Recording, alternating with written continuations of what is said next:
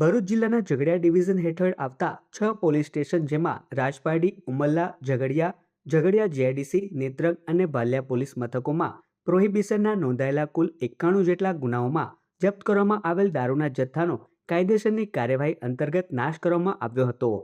Jhagadia GIDC ખાતે ASP Ajaykumar Meena, Jhagadia પ્રાંત અધિકારી તેમજ ઝઘડિયા મામલતદારની ઉપસ્થિતિમાં તમામ કાયદાકીય પ્રક્રિયાનું પાલન કરી મુદ્દામાલનો નિકાલ કરવામાં આવ્યો હતો.